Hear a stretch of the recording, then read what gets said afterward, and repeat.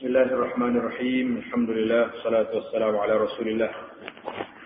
Nabiyyina Muhammad ibn Abdullah wa ala alihi wa sahbihi ajma'in. Amma ba'd. Kita mesti ke hadis dalam bab sembahyang jenazah dan cara-cara mengkebumikan jenazah.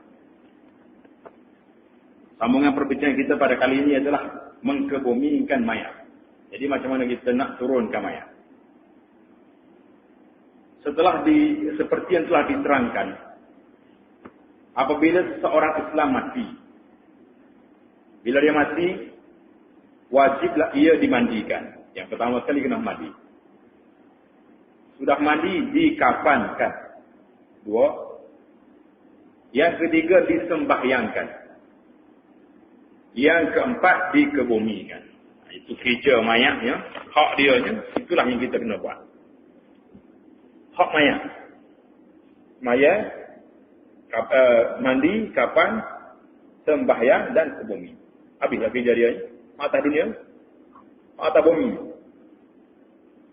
Dalam ni, banyak dari kerjaan. Ini kerja yang mesti, wajib kena buat. Kalau tak buat, berdosa habis orang satu kampung. Wajib kena buat. Yang lain-lain tu, terpulang kepada anak dia. Menurut huraian ulama rahimahumullahu ta'ala, sekurang-kurang kubur yang wajib, jadi setakat mana kita kena kali kubur ni, ialah yang dapat menahan daripada keluar maut dan daripada dibongkar oleh binatang buas. Mana dalam kubur ni, yang paling kurangnya jangan sampai keluar bau dia tu. Dan jangan sampai juga boleh digali oleh haiwan. Tetapi yang sunat, malah bahkan yang lebih sempurna ialah kubur yang luas. Panjang lagi dalamnya. Luas tu bukan luas nak suruh keluar. Dia pada hak dia luas, kadang dia boleh masuk saja. Lagi dalam tu. Dalamnya setakat mana nak, sedalam orang berdiri dengan dilebihkan setengah hasta lagi. Ni kena cari orang pertengahan, dicari orang tinggi ke. Jinung gali lah kita. Ataupun cari orang pendek. So, siapa matlamat juga. Jadi cari orang yang sederhana. Tahu mana. Jika tanah keras ataupun tanah liat, maka bentuk kubur yang lebih afdal ialah berliang lahat. Maknanya, inilah kubur yang afdal. Kalau kita boleh buatlah, kalau tanah itu sesuai, iaitulah pakai lahat. Tengok nombor 3 di bawah, dia kata, sebagaimana yang sedia diketahui, liang lahat ialah setelah kubur digali seperti parit. Lalu digali lagi sebelah iringannya di pihak kiblat satu liang seluas mayat itu. Biasanya orang tahu dah apa dia lahat tu. Tapi dari sudut ilmiahnya kita kena tarik juga. Kadang-kadang ni kita terlalu ilmiah sangat, terlalu akademik sangat. Bila kita buat takrif, orang jadi tak faham. Bila jadi buat takrif, siapa jadi tak faham. Ada juga. Kita nak takrif satu benda ya. Kita kata buah rambutan. Semua orang kenal buah rambutan. Orang Kelantan kata buah motel. Sesama masalah. Tapi kalau kita banyak satu biji buah. Yang besarnya lebih kurang besar sedikit daripada ibu jari. Bentuk dianya bulat, dia mempunyai bulu-bulu yang banyak. Setelah dibuka isinya berwarna putih, di dalamnya ada biji. Faham atau tak faham buah apa? Rasanya manis. Tak ada kira. Letih dah nak cari. Tapi kalau banyak buah rambutan, itu kadang-kadang tarikh itu apa dia benda? Jadi tak faham pula benda tarikh. Itu dah, tapi dari sudut akademik ilmiah ya, tarikh benar. Cerita kita malam ni tentang lahat ni, orang tahu lah. Lahat maksudnya lubang yang digali dalam kubur tu. Tetapi jika tanah apa dipanggil itu? Proid. Tanah yang mudah runtuh. Ada tanah pasir ke apa. Maka memadai kubur yang digali seperti parit. Mada tak mada pun nak lahat macam mana dia? Memang tak dibuat dah. Runtuh dia. Kelebihan liang lahat itu diterangkan dalam hadis yang berikut. Jadi kita nak tahu pasal apa liang lahat ni lebih baik daripada kita gali parit. An Ibn Abbas radhiyallahu taala anhuma qala Qala an-nabiy sallallahu alaihi wasallam al-lahdu lana wasyaqqu li ghairina, rawahu Tirmizi. Ibnu Abbas cerita, kubur yang berliang lahat lebih afdal bagi kita umat Islam. Dan kubur yang digali seperti parit adalah pilihan bagi umat-umat yang lain. Maknanya kita orang Islam ni lahat terbaik. Setengah ahli hadis mengatakan hadis ini hadis sahih. Setengahnya mengatakan hadis ini hasan. Kita belajarlah istilah ilmu hadis ni. Hadis sahih itu maknanya hadis yang cukup syaratnya. Ma rawahu adlun dhabitun am mislihi mu'tamadun fi naqlihi wa hifzihi. Itu dalam kaedah kita nak tahu hadis. Hadis sahih makna hadis yang diriwayat oleh rawi yang thiqah. Perawi dia ni orang percaya belaka. Tak pernah saya cakap dusta, ingatan dia kuat, maka dia panggil hadis itu hadis sahih. Apa dia hadis hasan? Hadis hasan ni rawi ni baik, tetapi ingatan dia sikit ada kurang. Mana kalau orang lain ni kita betes dia 100 tak salah. Ingat betul-betul. Itu dia panggil hadis dia hadis sahih. Tapi kalau kita tes dalam 100 ada satu salah, itu dia panggil hadis hasan. Pasal ada ingatan dia kurang sikit daripada hadis sahih. Tapi hadis hasan pun boleh, hadis ni hadis boleh beramal dengan dia. Inilah benda ajaib yang Allah Ta'ala buat pada orang zaman dulu. Ajaib. Ajaib ke tak ajaib?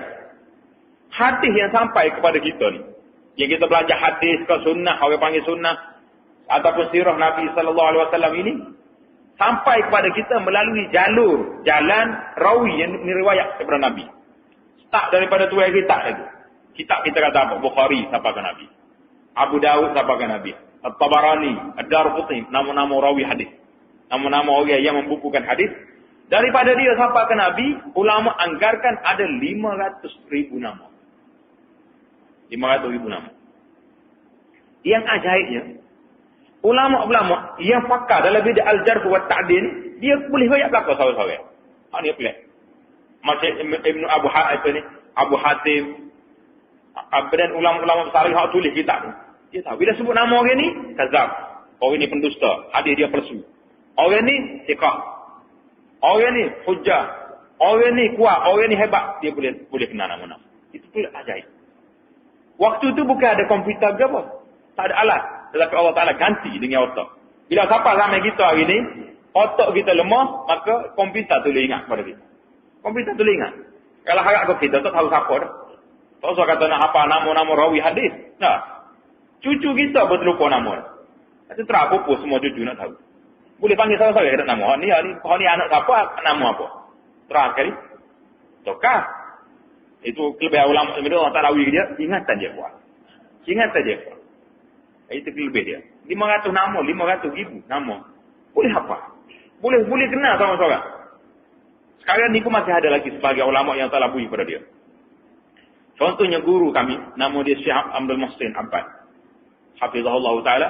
Dia mengajar di Masjid Nabi. Dia mengajar kita hadis ni, bila dia sebut, qala Abu Dawud, haddatsana fulan an fulan, dia sawat. Fulan tu, siapa dia nama? Bila mati, darajah dia ni, thiqah, lemah. Orang ni, kazab, sawat dia boleh royak. Subhanallah. Masih ada lagi orang lain ni, yang otak dia macam komputer. Tapi orang Melayu ni kata tak jumpa lagi ni. Arab masih ada. Itu makna hadis hasan. Dan ada pula yang mengatakan hadis ini dhaif. Apa makna hadis dhaif ni? Hadis yang tak cukup syarat. Rawi dia ni lemah ataupun dia ni berlawan dengan orang, hadis dia ni berlawan dengan orang yang lebih kuat lagi. Mana bila rawi lemah, hadis dia turun ke darjah hasan dan dhaif. Hadis tak kuat. Ada lagi hadis yang bahaya lagi, dia panggil hadis maudhu', hadis palsu. Hadis palsu ni apabila perawi dia tu kazab, dianggap sebagai pendusta, maka hadis dia orang tak boleh pakai kondem. Hadis palsu direka-reka daripada Nabi sallallahu alaihi wasallam. Baiklah. Tetapi walau bagaimanapun hadis ini menjadi dalil bahawa kubur yang berliang lahat lebih afdal kerana banyak hadis-hadis lain yang menyokongnya. Di antaranya ialah hadis riwayat Ibnu Abi Syaibah daripada Abdullah bin Umar radhiyallahu taala anhuma yang menerangkan bahawa kubur Nabi Muhammad sallallahu alaihi wasallam sendiri berliang lahat. Demikian juga kubur Sayyidina Abu Bakar dan Umar radhiyallahu taala anhu. Jadi kalau kita nak tahu macam mana afdalnya, waktu Nabi sallallahu alaihi wasallam wafat, orang hidup mikir nak tanya lagu mana ni Nabi. Pakai lahat ke tak pakai lahat? Musyarak payah nak putus. Akhirnya dia kata macam ni lah. Kita tengok siapa dia mari dulu besok. Tukang gali kubur ni, hak pakar mana dari mari dulu. Hak mari dulu tu itulah kita kira itulah pilihan Allah Taala untuk Nabi dia. Hak mari esok nak gali kubur Rasulullah sallallahu alaihi wasallam, iaitulah orang pakar hak buat lahat. Sahabat kata Allah Taala pilih untuk Nabi dia lahat tu lebih baik.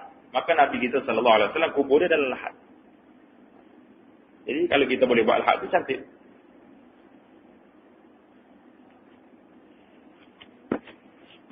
Ini disokong pula oleh sebuah hadis sahih riwayat Muslim bahawa Sa'd bin Abi Waqqas radhiyallahu taala anhu semasa hampir mati telah berwasiat supaya kuburnya berliang lahat seperti kubur Rasulullah sallallahu alaihi wasallam. Jadi kita sini insya-Allah lah tak payah wasiat apa. Memang orang gali lahat. Kecuali di kawasan-kawasan yang tepi pantai sana, kubur dia tak boleh gali lahat. Tanah dia pasir. Jadi kalau nak lahat juga kena pergi pindah ke kampung lain. Cari kubur yang berlahat. Dalam pada itu, alim ulama rahimahumullah ta'ala kata menerangkan bahawa kedua-dua jenis kubur yang berliang lahat dan yang tidak berliang lahat boleh berlaku. Dan hadis-hadis yang tersebut hanya sekadar menyatakan bahawa yang berliang lahat itu lebih afdal jika tanah kubur itu tanah liat dan tidak dibimbangkan runtuh. Jadi jadi kesimpulan kitanya hak afdalnya pakai lahat. Menjaga kehormatan mayat. Jadi bila orang ini mati, walaupun dia dah mati dah, kita masih lagi kena menjaga kehormatan mayat. Semasa menggali kubur, jika terjumpa tulang-tulang orang mati, hendaklah ditanam di situ dengan sebaik-baik. Jadi bila kita jumpa tulang orang mati, kumpul balik tak tepi mayat. Jangan duduk buai Dr. Kalu. Ini diterangkan dalam hadis yang berikut. An Aisyah radhiyallahu taala anha anna Rasulullah sallallahu alaihi wasallam qala kasru azmil mayyiti ka kasrihi hayya, rawahu Abu Dawud. Maksud hadis ini dosa mematahkan tulang orang yang telah mati. Kita ambil orang mati, pelepak dia mati. Dia mati dah lagi. Sama seperti dosa mematahkannya semasa ia hidup. Jadi kalau kita kerja hospital umpama yang terlibat dengan bahagian mayat, jangan kita belah mayat satu kali. Nak belah tujuan apa? Kalaulah kes-kes jenayah, dengan belah mayat ni baru kita boleh tahu dia punya kes. Apa dia penyakit. Dia panggil apa ni? Pembelah apa dia panggil? Forensik apa ni? Istilah bahagian ni. Jadi hak tu boleh. Kerana masalah nak jaga orang hidup tu lebih aula daripada jaga orang mati. Maknanya, kalau tak belah dia, kes dia tak boleh nak pesan. Tak tahu dia mati sebab apa. Mati sendiri ke, mati orang cekik dia ke, mati apa.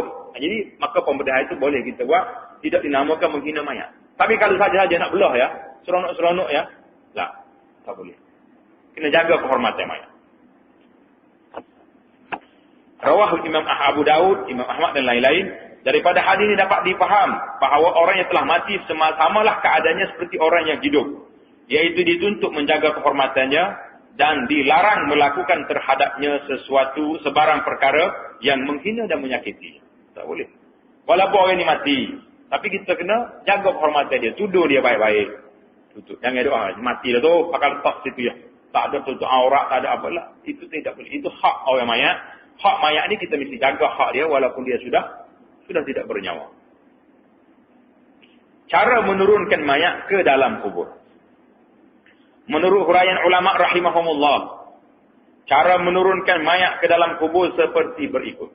Yang pertama, sunat meletakkan kepala usungan jenazah di tepi kaki kubur. Di kaki kubur, yakni arah meletakkan kaki mayat setelah ia dimasukkan ke dalam kubur. Mana kita letak kaki nak masuk gini, letak situ. Yang kedua, sunat mengeluarkan mayat dari pihak kepalanya dan dimasukkan ke dalam kubur dari arah kaki kubur dengan mendahulukan kepalanya. Jadi buat masuk kepala dulu. Tengok nombor 4 di bawah, sunat memasukkan mayat ke dalam kubur dari arah kaki kubur berdasarkan hadis daripada riwayat Abu Daud, dan sunat mendahulukan kepala mayat supaya ia dimasukkan ke dalam kubur berdasarkan hadis riwayat Imam Asy-Syafi'i. Mana nak turun kaki dulu, bila nak masuk kepala dulu. Itu cara. Yang ketiga, orang-orang yang turun ke dalam kubur untuk menatang mayat, untuk nak sambut mayat itu dan meletakkannya di tempatnya, disunatkan seramai 3 orang. Dan disunatkan orang laki-laki sahaja, sama ada mayat itu laki-laki atau perempuan. Orang laki-laki yang turun. Mereka dikendaki dari kaum kerabat si mati yang dekat. Anak-anak dia lah patut turun. Kalau anak tak pandai sangat, macam mana? Zaman kita lah ni zaman orang hebat-hebat lah ni. Anak-anak tak erti dah. Tu lah anak 2 orang, seorang lagi carilah siapa-siapa pak lepas mana-mana, ustaz-ustaz yang boleh nak tengok pembetul kata betul cara letak. Kerana mereka, keluarga yang terdekat itu diutamakan oleh syarak. Jika si mati itu perempuan yang bersuami, maka suaminya lah yang lebih utama. Suami dia kena turun sekali dengan anak-anak. Jadi orang kita ni kalau sibuk benda lain, suaminya sibuk, turun. Dia tak turun. Jadi saya masa hidup ya, masa mati itu biarnya kecil lah. Saya hantar dulu. Selesai tanah belakang siap, kalau saya lain, kita lain. Tapi sudah berkawan itu, dia selamat berangkat. Dah, selamat pergi dulu. Contohnya lah tu.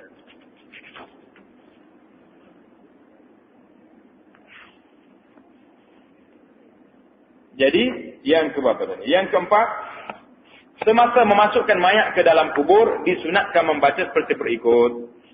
Bismillah wa ala millati Rasulillah. Jadi kita waktu mayat, kita baca Bismillah wa ala millati Rasulillah. Dengan nama Allah kami meletakkanmu di sini, mayat, dan berdasarkan peraturan dan hukum-hukum agama Islam yang disampaikan oleh Rasulullah sallallahu alaihi wasallam. Yani kami serahkanmu kepada Allah yang melimpah-limpah rahmatnya. Kita suruh Tuhan. Bacaan ini diterangkan dalam hadis yang berikut, an Ibnu Umar radhiyallahu taala anhuma, anin Nabi sallallahu alaihi wasallam qala, "Idza wada'tum mautakum fil qubur faqulu bismillah wa ala millati Rasulillah." Jadi Ibn Umar cerita, sabda Nabi sallallahu alaihi wasallam, maksudnya apabila kamu meletakkan mayat orang-orang kamu di dalam kubur, maka bacalah bismillah wa ala millati Rasulillah. Bismillah mana dengan nama Allah, wa ala millati Rasulillah di atas agama yang diajar oleh Rasulullah sallallahu alaihi wasallam. Bukan Nabi kita ajar ke bumi yang mayat ni. Jadi kita cara dengan nama Allah, aku letak mayat ni dengan cara yang diajar oleh Nabi sallallahu alaihi wasallam. Rawahu Imam Ahmad wa ghairuh.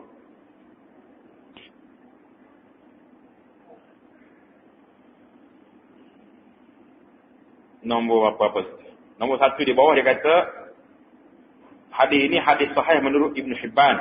Sebaliknya Ad-Darqutni menyebutnya sebagai hadis mauquf. Mana mauquf ni? Itu tak ambil daripada Nabi, tapi daripada kata-kata Ibn Umar radhiyallahu ta'ala.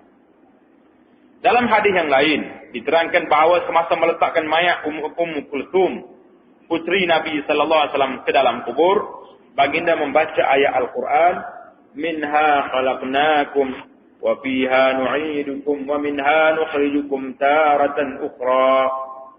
Artinya, firman Allah Ta'ala, dari bumilah kami menciptakanmu. Dan ke dalamnya kami akan mengembalikan kamu. Dan daripadanya pula kami akan mengeluarkan kamu sekali lagi. Jadi ayat ini ayat 55 daripada surah Taha. Kemudian baginda membaca bismillah wa fi sabilillah wa ala millati Rasulillah. Dengan nama Allah dan menurut jalan Allah serta berdasarkan ajaran Islam yang disampaikan oleh Rasulullah sallallahu alaihi wasallam. Yang kelima, sunat menaungi kubur. Kita masih lagi dalam sunat. Sunat yang kelima, bila waktu mayat tadi, menaungi kubur dengan kain lebar semasa menanam mayat. Jadi bila waktu mayat, kita tuduh kubur itu dengan kain besar. Sama ada mayat lelaki atau perempuan. Dan sunat muakkadah, makna sunat yang sangat kuat jika ia mayat perempuan atau unsa. Karena orang perempuan ni kalau kita tuduh, tak nampaklah dia punya tu, tubuh dia, aurat dia tak nampak. Ini berdasarkan dari hadis riwayat Al-Baihaqi daripada Ibnu Abbas radhiyallahu taala. Perkara yang keenam, sunat meletakkan mayat dalam kubur dalam keadaan mengiring. Jadi kita kena letak dalam keadaan kubur, dalam keadaan mengiring. Di atas lambung kanannya, lambung itu mana wusuk kanan. Serta wajib menghadapkan dia ke arah kiblat. Jadi muka dia hadap ke arah kiblat, letak mayat ni di atas wusuk kanan. Dipanggil lambung itu mana wusuk kanan. Yang ketujuh, sunat melekatkan mukanya dan kedua kakinya ke dinding liang lahat. Serta dibongkokkan sedikit badannya supaya tidak terkiarat. Kemudian disandarkan belakangnya dengan batu atau buku-buku tanah keras supaya tidak terlentang. Dan dialaskan kepalanya dengan batu atau tanah. Jadi cara dia ni letak miring atas rusuk kiri kanan dia, letak atas muka atas. Kemudian hendaklah dibuka ikatan-ikatan kain kafan dan diselakkan dari pipi kanannya serta ditemukan pipinya dengan tanah. Habis dalam kita dia pipi tak atas tanah juga. Maknanya siapa klik ke asal lah. Asal kita mari pada tanah. Minha khalaqnakum. Allah Ta'ala kata daripada tanah aku jadi kamu. Wa minha nu'idukum. Daripada tanah juga kami atal balik. Jadi hari ni bila orang yang paling sayang kepada kita buka dan muka kita, letak muka di mana? Di atas tanah. Habis dah selamat. Tapi tak selamat lagi. Wa minha nukhrijukum taratan ukhra. Dari tanah kami akan buka, kamu akan kembalikan, keluarkan kamu sekali lagi bila apabila ditiup sangkakala di mahsyar nanti.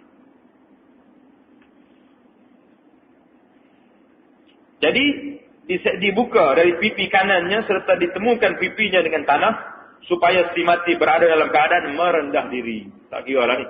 Pakak besar saya mana pun kena buka dalam pipi dia atas tanah. Adab yang ke-8. Setelah itu wajib ditutup liang lahat dengan papan dan sebagainya supaya mayat tidak ditindih oleh tanah. Ini kena tutup molek. Yang ke-9. Sunat bagi orang yang hadir meraup tanah 3 raup. Mana ambil tanah 3 tangit 3 kali kepala ni dan menjatuhkannya ke dalam kubur di pihak kepala mayat serta membaca pada raup yang pertama minha khalaqnakum dan raup yang kedua wa fiha nu'idukum, manakala pada raup yang ketiga wa minha nukhrijukum taratan ukhra.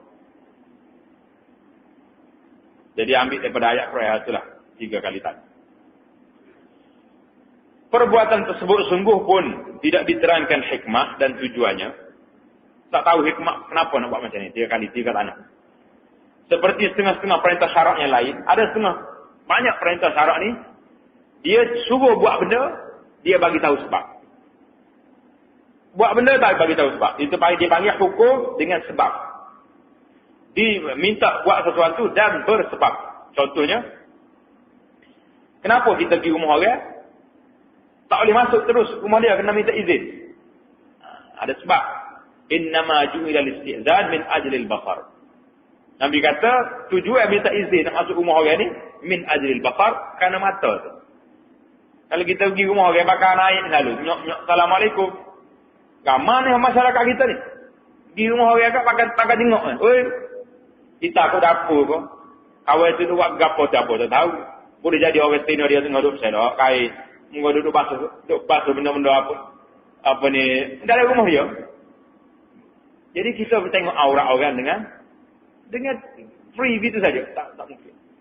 Pasal itulah dia kata innama ju'ila al-istizan min ajli al-basar. Minta izin nak masuk rumah orang ni kerana mata. Jadi ada lagi lah.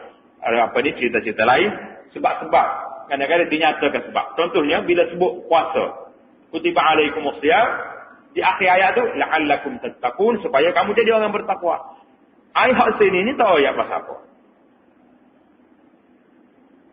Tetapi tentulah ada kebaikannya bagi si mati kerana ada dalil syarak mengenainya. Semuanya dia tak sebut. Dia kata riwayat Nabi kita baca tadi ni. Pengarah kita ni tak bawa riwayat mana. Ini diterangkan dalam hadis yang berikut. An Amir bin Rabi'ah radhiyallahu ta'ala anhu. An Nabi sallallahu alaihi wasallam. anna an-nabiyya sallallahu alaihi wasallam shalla ala Uthman ibn Maz'un wa atal qabra fa hasa thalath hasayatin wa huwa qa'id. Rawahu Ad-Daruqutni. Amir bin Ibn Rabi'ah menceritakan bahawa Nabi sallallahu alaihi wasallam telah menyembahyangkan mayat Uthman bin Maz'un. Apa dia Uthman bin Maz'un ni? Tengok nombor 1, nombor 2 di bawah. Ialah saudara susuan baginda sallallahu alaihi wasallam, adik-adik susu Nabi. Menurut Sayyidatina Aisyah, baginda telah mencium mayat Uthman bin Maz'un. Uthman bin Maz'un ni iaitulah orang Muhajirin. Hak mari daripada Mekah yang pertama mati di Madinah.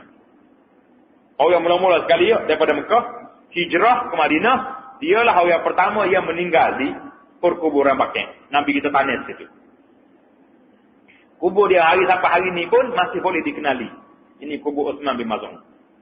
Jadi Nabi kita sallallahu alaihi wasallam cium dahi Uthman bin Maz'un, mengalir air mata sedih pasal orang mari Mekah, orang mula-mula start mati. Sambil menitis air mata, Uthman bin Maz'un ialah orang yang mula-mula meninggal dari kalangan kaum Muhajir di Madinah dan yang mula-mula ditanam di tanah perkuburan Al-Baqi'. Mula-mula sekali. Kemudian Nabi kita bagi tahu lah lepas pada ni, orang lain pun tanya kawasan inilah, kawasan Uthman bin Maz'un. Dan setelah mayat itu dimasukkan ke dalam kubur, baginda berdiri di tepi kubur, arah kepala mayat, lalu dijatuhkannya 3 raut tanah ke dalam kubur itu. Jadi 3 raut tanah ni, ambil cerita hak Nabi kita daripada Uthman bin Maz'un. Hadis ni hadis rawahu Daruqutni. Dalam hadis yang lain ditegaskan bahawa baginda menjatuhkan 3 raut tanah ke dalam kubur si mati dengan menggunakan kedua-dua tangan. Ini cerita ini diambil daripada Musnad Imam Asy-Syafi'i, mana ambil 2 tangan masuk. Yang ke-10 setelah ditimbus kubur, tanah siap dah, sunat ditinggikan kubur sekadar jengkal supaya mudah diketahui. Jangan lebih pada itu. Lebih pada jengkal dilarang. Diziarahi serta mudah diketahui, diziarahi serta dijaga kehormatannya. Setelah ditinggikan kadar jengkal, maka lebih afdal diratakan tanahnya daripada menjadikannya membusuk tinggi. Jadi sekadar jengkal lah itu ratalah tanah itu. Jadi ada lagi dalam hadis-hadis yang Nabi kita larang daripada membina di atas kubur. Kalau kita lihat tersebut. Ada nanti dalam hadis yang 243. Kita tunggu sampai di sana. Habislah kita ada adab 10 perkara cara-cara menurunkan mayat ke dalam kubur. Kita berpindah pula kepada perkara-perkara yang dituntut melakukannya sesudah dikebumikan. Lepas kebumi mayat, apa benda yang kita kena buat? Pertama, menjirus air sejuk yang bersih suci di atas kubur. Curah atas kubur. Terus apa mayat? Ini berdasarkan hadis-hadis yang menerangkan bahawa Rasulullah sallallahu alaihi wasallam telah berbuat demikian kepada kubur puteranya Ibrahim dan sahabatnya Uthman bin Maz'un. Sumber riwayatnya ambil daripada Musnad Imam Asy-Syafi'i. Hikmat menjiru air tidak diketahui. Pasal apa jiru air? Bukan siapa ke bawah. Dalam tidak diketahui kata kita. Dalam pada itu setengah ulama mengatakan tujuannya ialah untuk mengambil sempena semoga kubur itu menjadi sejuk dingin. Ini pendapat ini diambil dalam kitab Sabil al-Muhtadi. Dalam kitab ini juga diterangkan bahawa apa itu? Mengkubur dengan bawang-bawangan dan menjurus dengan air mawar makruh hukumnya. Jadi naknya air sejuk yang biasa. Menyiram kubur dengan bawang-bawangan dan menjurusnya dengan air mawar makruh hukumnya. Dalam kitab Sabil al-Muhtadi ni kita jauhi kita. Kadang-kadang kita ni bawa air bawang tak, air biasa saja. Kalau nak buat pun. Kedua, setelah selesai menanam mayat, sunat bagi orang-orang yang hadir duduk sebentar di sisi kubur, mendoakan bagi si mati, semoga ia dapat menjawab dengan betul soalan malaikat Munkar dan Nakir dan semoga Allah mengampunkan dosa-dosanya. Jangan gaduh pergi. Lepas kita tanam, lepas kita semaya, kita ikut jenazah, sudah ke bumi, berdoalah untuk mayat. Berdasarkan hadis Nabi ini diterangkan dalam hadis yang berikut. An Uthman bin Affan radhiyallahu taala anhu qala. Uthman kata apa?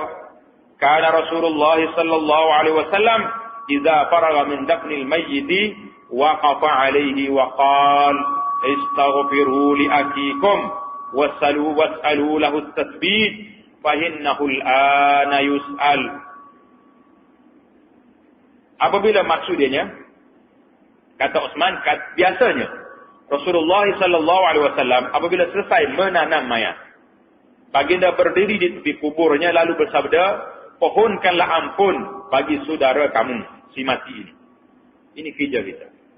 Kerja kita pergi kubur bukan nak pergi buat. Bukan nak pergi buat apa-apa tengok. Tengok orang ni pergi buat cari kawan. Lah. Lepas kita tanya, kita diminta supaya istaghfiru, mintalah ampun bagi saudara kamu si mati ini, semoga Allah mengampunkan dosanya, dan pohonkanlah semoga Allah menjadikan i'tikadnya tetap teguh berdasarkan kalimah tauhid, kerana ia sekarang sedang disoal. Fa innahu al-ana yus'al. Dalam hadis ini kata, sekarang dia tengah ditanya. Maknanya berdasar kepada hadis ini, tak betul lah faham ya orang-orang lama kita mengatakan, kalau kita tunggu kubur, malaikat tak mari. Kau tak dengar cerita? Ada dengar? Ada faham lagi tu? Kalau tak ada, tak selamatlah. Ada ke wajib? Orang-orang dulu, dia kata kalau tunggu kubur, pasal tu dia tunggu. Tunggu kubur kena pakai shift. Kalau nak ni kelip saya, nak kelip mandi, kena mari yang kedua pula tunggu. Tak boleh tinggal. Kalau tinggal, malaikat mari tak. Dalam hadis ni lain. Nabi kata, istaghfiru li akhikum sabat, fa innahu al-ana yus'al. Mintalah keampunan kepada Allah Ta'ala pada saudara kamu ni. Dia sekarang ni, al-ana, sekarang telah disoal. Maknanya sama ada kita tunggu kubur. Kalau tak tunggu kubur, kalau kita duduk atas kubur, dia duduk jalan tu dengan malaikat. Selesai masalah dia. Mana malaikat test selalu dah. Jadi faham ya, kalau ada lagi orang cerita kita tak boleh kena tunggu kubur, malaikat mari. Pasal apa tunggu 3 hari, mari juga malaikat. Tunggu 7 hari pun mari, lepas tu mari pula. Tak selesai masalah. Ini kita kadang-kadang terkejut juga kita. Siapa peringkat tak boleh tinggal. Mesti duduk sini. Nak pergi tandas, mari yang kedua mari jaga. Hak ni pergi tandas, buat air, mandi mari pula. Dia ni yang kedua pula pergi. Itu faham yang tidak betul. Yang betulnya, fa innahul ana yus'al, sekarang telah ditanya. Rawahu Abu Dawud wa sahhahu al-Hakim. Menurut hukum syarak, seperti sebagaimana diterangkan dalam hadis ini, bahawa sebaik-baik saja si mati dikebumikan, maka hendaklah yang pertama beristighfar, memohon ampun baginya, semoga Allah Ta'ala mengampunkan segala dosa. Itu yang pertama. Yang kedua, berdoa, memohon, semoga Allah Ta'ala menjadikan i'tikadnya tetap teguh berdasarkan kalimah tauhid semasa ia disoal oleh malaikat tentang Tuhannya, agamanya dan nabinya. Ma dinuka, man rabbuka, wa ma dinuka, wa man nabiyuka. Ini soalan-soalan sport sudah ada. Soalannya sudah ada, tapi boleh jawab atau tak? Inilah yang kita takut. Inilah yang kita bimbang. Takut tak boleh jawab.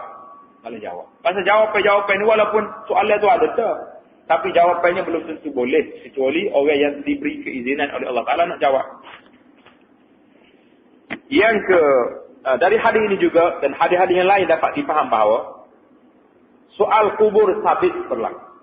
Kalau ada orang engkar soal kubur ni, ada. Orang kita, orang Melayu, dia kata tak ada. Soalan kubur tidak ada. Itu semua cerita karut metos ni. Dalam hadis ini dia kata soal kubur itu sabit berlaku. Dan masa berlakunya ialah sesudah si mati dikebumikan. Sama ada ia berada dalam kubur biasa, atau di dasar laut, atau dalam perut binatang buas, ataupun hangus menjadi abu. Ada setengah ni, faham yang orang lain ni, kawan-kawan kita juga tak? Dia kata pasal apa? Kena bakar. Dia kata kalau bakar tak ada lah tu. Nak azab dia ni tak ada tubuh dah. Dia ada debu je dah. Debu ke, berapa ke, dia bukannya bakar tubuh tu. Tubuh tu duduk guling situ ya. Dia adalah cara lain yang Allah SWT Kira-kira dengan dia. Tubuh tak ada apa, makan dia ulat lagi. Kalau pergi buka pahala itu boleh, tak ada. Hancur boleh. Kecuali orang yang saleh. Orang yang baik, masih banyak lagi. Orang yang tubuh dia tak hancur, tidak dimakan oleh tanah. Contohnya para anbiya. Nabi-Nabi alaihi wassalatu wassalam. Orang syuhada, mayat tak hancur. Orang mati syahid, jangan memang ini. Kita dah cerita kan, kita perkuburan di Uhud. Kata cerita. Cerita perkuburan di Uhud ni, waktu berlaku peperangan Uhud, tahun yang ke-3 Hijrah. Tahun 3 Hijrah berlaku peperangan Uhud. Tahun 40 je. Tahun yang ke-3. Tahun 40 Hijrah berlaku banjir di kawasan Uhud. Berapa tahun dah? 43 tahun. Keluar kaki Sayyidina Hamzah jalan tadi. Keluar kaki dia datang. Nak kata macam mana? Sahabat-sahabat yang masih hidup kata, hazihi qadam Hamzah. Kaki Hamzah. Boleh kenal. Terpaksalah Sayyidina Hamzah dipindah daripada tempat dia dulu, dibawa ke tempat yang ada hari. Itu cerita dia. Itu zaman itu. Zaman tahun 40 ni. Kalau zaman kedua ni, lebih kurang 50 atau 60 tahun yang lepas. Guru saya di Madinah, nama Syekh Hafizah rahimahullah ta'ala. Dia cerita. Seorang yang bertugas di Hayat Al-Amru bil Ma'ruf, yang jaga di Uhud. Cerita kepada dia, orang di Uhud dimati anak dia tengah malam. Nak bawa ke bandar Madinah, zaman itu jauh. Zaman belum ada lampu, belum ada elektrik, pembangunan tak ada, jauh. Kita apa salah kita gali kubur dekat syuhada Uhud ini, budak-budak, kanak-kanak mati tak apa. Mungkin dia tak ada dosa. Kalau orang lihat dosa itu jadi mengganggu pula ketenangan ketenteraman para syuhada. Budak-budak. Aneh. Bila dia pergi gali kubur dia, tiba-tiba pemacu darah keluar dari kubur. Tiba darah. Terkejut dia. Darah. Dia lempar buah cangkul dia, masuk tangan dalam tanah, kena ke pohon syuhada. Kenapa orang? Bapak ibu tahu? Sudah 1,300 tahun. Yang ambil kain sebaik dia, ikat pohon orang ni, tak pernah nak kali lain lagi, takut kena orang lain pula. Balik rumah dia, orang tunduk tengok darah. Kenapa? Tak ada. Kena syuhada Uhud. Jadi kita, macam mana pun malam ni, kita mesti bawa budak ni pikul. Pergi tanya di kubur lain. Agak gali lagi di perkuburan Uhud ni, kerana takut kena syuhada lain pula. Banyak lagi cerita-cerita lain. Kalau kita cerita bab syuhada, itulah Allah Ta'ala sebut dalam Al-Quran, Mujahid kata, wala tahsaban allazina yuqatiluna fi sabilillah amwatan bal ahya'un 'inda rabbihim yurzaqun. Mujahid kata, jangan sangka orang yang mati syahid itu mati, tetapi mereka di sisi Tuhan mereka yurzaqun, direzekikan oleh Allah Subhanahu Wa Ta'ala. Kita hanya tak tahu ni, tak pernah tengok orang mati syahid, tak rasa apa-apa. Tak rasa apa yang kita nak buat, tak rasa apa yang kita nak. Lemah dah kita hari ni. Bunyi syahid tu pelik berasa tak? Bunyi syahid tu berasa Allahu Akbar. Apa mati syahid? Jadi, selepas pada peperangan Gaza ni, sahabat kita ni, pergi sana. Ke Gaza. Boleh masuk. Dia kata Israel ni telah guna senjata-senjata kimia dia tu. Bila peluru masuk dalam peluru orang, kena peluru orang. Kalau doktor belah peluru orang ni, nak buat peluru, yang menyebabkan daging dia akan jadi lurus. Betul. Doktor yang mereka tu, dia kata anak cukup sedih. Sedih tengok pada benda tu kena peluru. Kalau kena peluru di paha, tak ada masalah. Dia kita buat peluru, itu tak ada. Kimia tu bila kita belah mayat ni, dia kena oksigen kepada bom dia tu, peluru dia tu, dia akan jadi racun dia tu melarak pada dagingnya akan jadi lurus. Lurus. Ini bahaya. Dia pun duk mikir macam mana lah nak buat. Tak ada cara lain yang boleh mengatasi bom Israel. Tak ada mengatasi. Dia kata, tanya orang kawasan tu, cuba tanya orang muslimat sini, hak baru balik Mekah, ada ke tidak air Zamzam? Kau mari sini. Ada air Zamzam, dia ambil air Zamzam, dia sebelum daripada dia buat pembedahan, mana-mana orang yang sakit kena peluru ni, dia ambil air Zamzam, masuk ke air. Satu air Zamzam di tempat. Memang orang sakit dah kat mana pun. Satu air pun sakit. Bila air masuk air Zamzam di tempat ni, masuk dalam isi orang tempat nak belah ni, bila dia belah, racun Israel ni hilang sikit. Air Zam-Zam tak penawar pun. Kita yang tak duduk dalam tempat peperangan ni mungkin kita serah jauh ya dengan Allah SWT. Tapi orang hak perang, masa tu orang tak takut. Palestin tak takut. Jadi, kita cerita orang mati syahid juga. Ada seorang makcik. Masa dalam peperangan, dia keluar daripada rumah dia nak pergi beli barang. Nak pergi beli kedai. Tak ada jauh lagi pergi, bom, jatuh bom. Hancur habis. Suami dia, anak dia berapa orang atas rumah tu, habis mati. Tinggal dia seorang hidup coba. Bila ustaz ni tanya macam mana perasaan makcik? Alhamdulillah. Aku gembira suami aku, anak aku ni 7 orang ke berapa? 10 orang. Semua mati syahid. Tak kira lah 10 orang anak aku ni tak disyafaat pada aku. Nak masuk syurga juga sekali ni dia. Ini semangat orang. Masa tu lagi kita tengok sahabat-sahabat kita di Palestin sanggup melawan dengan Yahudi. Dan waktu alat yang ada di Yahudi ni, di Israel ni, alat yang paling canggih sekali atas dunia. Kok ada? Mereka buat beberapa hari dia mereka sampai lagi. Tapi sampai hari dia tak boleh khabar, dia tak boleh nak hapus kau. Jadi mayat yang tak hancur sampai hari, mayat orang mati syahid, kita mati syahid. Ya. So, kita pada semangat juga dah. Ini kalau bunyi mati, takut lah. Itu yang berumah. Itu yang berumah apa? Kita pergi, kalau kita jihad, kalau kita gampang. Mati ke tak mati kita? Mati. Duk jalan, pergi jalan, ni tepur kata mati juga. Duk atas rumah, mari nyakit mati juga. Baiklah mati dengan fisabilillah. Tinggi pahala, tinggi darjah. Allah SWT. Orang mati syahid ni mayat dia tidak hancur. Tak hancur. Banyak lagi cerita-cerita lain tentang mayat yang tidak hancur. Maknanya kita nak cerita kepada dia tentang isbat. Nak isbatkan bahawasanya soal dalam kubur ni ada. Tak kira orang ni hancur ke, duduk dalam laut ke, dalam perut ikan ke. Yang pentingnya tahulah bagaimana Allah SWT nak tanya dia di dalam tempat yang tersebut. Sama dalam kubur atau mana-mana tempat, itu kerja Allah SWT yang kerja kita. Yang pentingnya soal ini ada. Soal malaikat ini dia wujud. Itu yang kita naknya bahawa soal tu ada.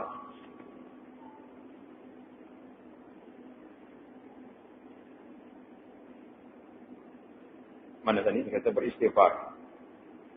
Jadi, dari hadis ini juga, hadis yang lain-lain dapat difaham bahawa soal kubur itu sabit berlaku. Tak kira orang itu berada di mana. Yang kedua, roh si mati akan kembali ke jasadnya semasa ia disoal. Yang ketiga, si mati mendapat faedah, kebaikan dan rahmat dengan sebab doa orang-orang yang hidup untuknya. Kita kena ingat molek. Orang mati dapat menerima faedah daripada amalan orang hidup. Dalam perkara ini, boleh katakan, kebanyakan ulama mengatakan, amalan orang hidup yang kita buat sedekah pada orang mati ni sampai pahala. Sampai pahala. Sama ada kita istighfar, kita berdoa, ni memang ijma' ulama. Mana yang kebanyakan ulama tak ada khilaf. Yang ada khilafnya, hal lain-lain. Tapi yang sahihnya insya-Allah Ta'ala, sebagaimana telah disebut oleh At-Tahawi, Ibn Abil Izz Al-Hadafi, dalam syarah At-Tahawi, dia telah bawa berpuluh dalil tentang sampai pahala orang hidup kepada orang mati.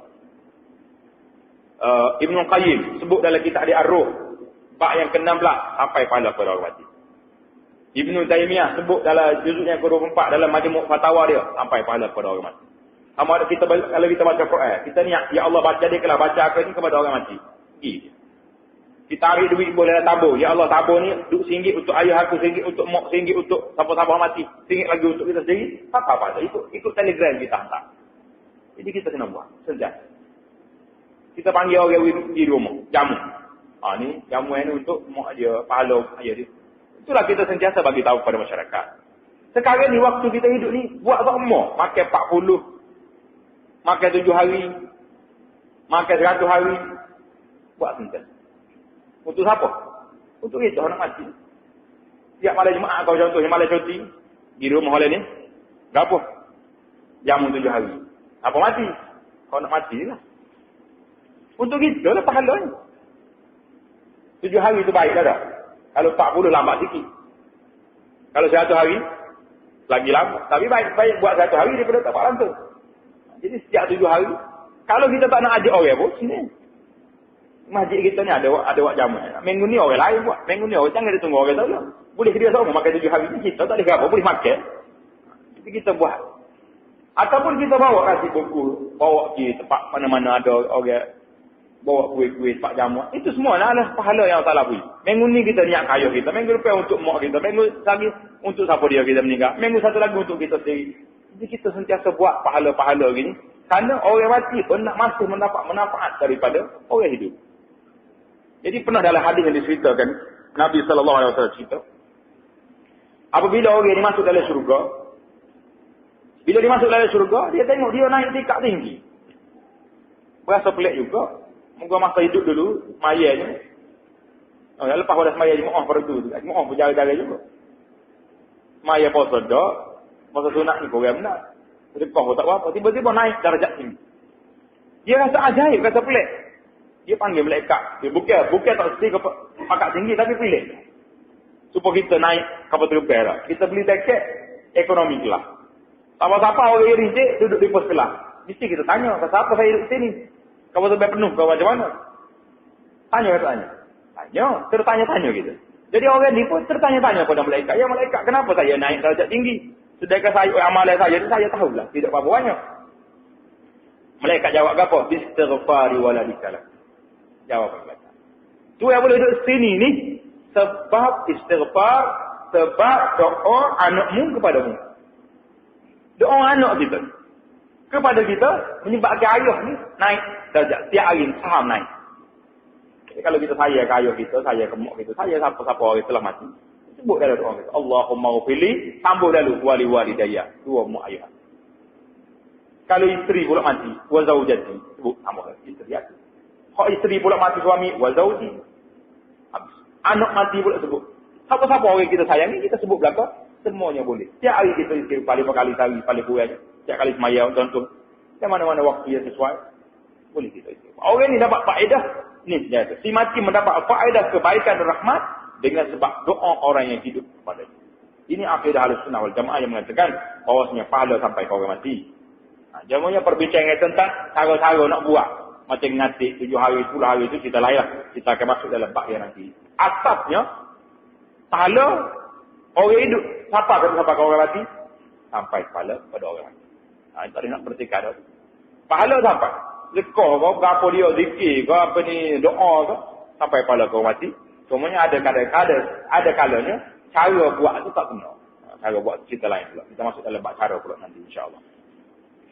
Hakikat ini ditegaskan juga dalam Al-Quranul Karim. Di mana ayat Quran? Tengok ayat yang ke-19 surah Muhammad. Yang menyuruh supaya kita beristighfar, memohon ampun kepada Allah Ta'ala bagi diri sendiri dan bagi sekalian orang-orang yang beriman. Sama ada yang hidup atau mati. Bahkan dalam Al-Quran juga terdapat doa yang berikut. Rabbana maghfir lana wa li ikhwanina alladhina sabaquna bil iman. Wahai Tuhan kami, ampunkanlah bagi kami dan bagi saudara-saudara kami yang telah mendahului kami dalam iman. Jadi, ampun kami, alladzina sabaquna, orang-orang lepas dia, mati dia. Ampun juga. Maknanya itu menunjukkan bahawa saja doa kita ni kepada orang itu sampai. Pasal itulah dalam hadis yang Nabi kita kerak, bila mati seorang insan, terputus amalnya kecuali 3, salah satu daripadanya, apa dia? Doa anak dia kepada dia. Jadi seboleh mungkinlah kita berusahalah ke mana-mana pun, biar kita boleh tinggal, selain daripada kita tinggal harta, tinggal kebun, tinggal rumah, tinggal gabo-gabo, biarlah ada juga kita tinggal anak-anak yang saleh yang boleh berdoa kepada kita. Oh, terlepas dah ustaz anak sahabat kau dah. 3 cucu, sebagai 2. Atas di sekolah-sekolah agama. Pergi ke sekolah tafi, pergi ke sekolah mana, ngaji pondok sebagainya. Pergi.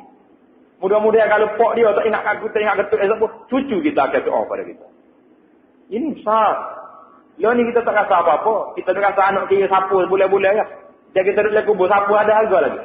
Ada harga sapu tuan-tuan. Yang ada harga sekali ni doa. Istighfar anak cucu kita kepada kita. Ini yang kita tunggu hari-hari. Bila lah anak aku nak ingat aku. Tunggu hari raya baru mari saya dah kubur. Sedihnya kita. Sedih ke tak sedih? Sedih. Tapi kalau hari-hari dapat pahala Allah Ta'ala melekat mari ya Allah ni. Okey, anakmu kiri. Kan gembira kita. Harmoni. Duduk dalam kubur dalam ketegangan. InsyaAllah Ta'ala. Jadi cari ke mana pun, biar kita boleh tinggal zuriat-zuriat yang saleh, zuriat-zuriat yang baik, yang boleh berdoa kepada kita. Semuanya ini menjadi dalil bahawa orang-orang yang telah mati, Selain daripada amal baiknya sendiri, ia juga mendapat rahmat dari amal kebajikan yang dilakukannya oleh orang lain untuknya, sama ada berupa doa dan lain-lain. Tengok nombor 3, dia kata seperti bersedekah untuknya. Boleh. Mengerjakan haji untuknya. Dan lainnya berdasarkan hadis-hadis sahih yang menerangkannya. Jadi semua pahala yang kita buat pada orang mati, sampai pahala kepada mereka, insya-Allah Ta'ala. Jadi kita akan sambung lagi perbincangan kita dalam bab hukum talqin. Jadi bila orang mati, biasanya akan ada cikgu-cikgu yang mengajar. Dipanggil talqin. Talqin itu bahasa Arab, bahasa Melayu kata mengajar. Bagaimana nak jawab kalau malaikat mari. Jadi kita, oleh kerana perbahasa dia panjang, kita akan masuk pada sesi perbincangan kita yang seterusnya. InsyaAllah Ta'ala. Talqin ini boleh atau tak boleh, ada ke tidak adanya dari sudut kedudukannya, kerana dia menjadi satu perkara yang antara perkara yang dibahaskan, menjadi polemik dalam masyarakat. Perkara ini, insya-Allah Ta'ala,